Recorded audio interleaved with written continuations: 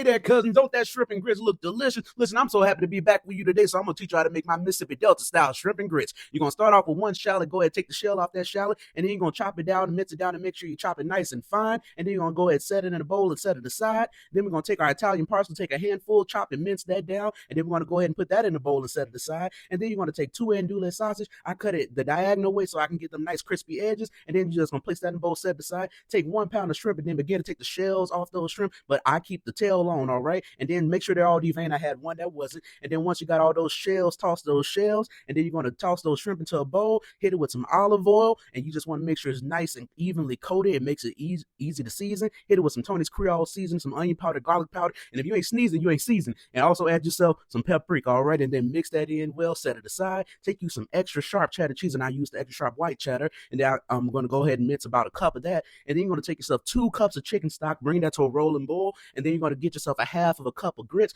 and then go ahead and mix that in well, then put it on low, all right? And then we're going to boil that for about 20 minutes, but you want to stir occasionally, all right? Then in your skillet, you're going to hit it with some oil. Make sure you evenly coat that oil in the skillet so that you make sure it fries the sausage well. Then toss your sausage in there once they're hot, and then you're going to go ahead and make sure that those sausage crisp, so you want to let it sit for like a minute or two, and then you're going to give it a flip, and then you want to make sure you are mixing those grits and scraping the bottom, make sure that they don't stick. And then once your sausage are nice and crispy and brown, you want to go ahead and put them in a bowl and set them aside, because now we're about to get ready to get them shrimp going. And then once you get those shrimp, you want to line them in there because you want to get a nice even sear, so you want to leave some space, all right? But then after about 2 minutes, you give those shrimp a flip. They'll start to become a little pink on the other side, all right? And then you give them a flip and make sure that they're seared on both sides, all right? And then you want to make sure, like I said, mix those grits, and then you want to add yourself 1/4 of a cup of heavy cream, 3 tablespoons of butter, and you remember that cheese we had earlier? You want to toss that cheese off up in there. Then you want to turn that heat off and just mix those grits, hit it with some salt, some pepper, and then you just want to let it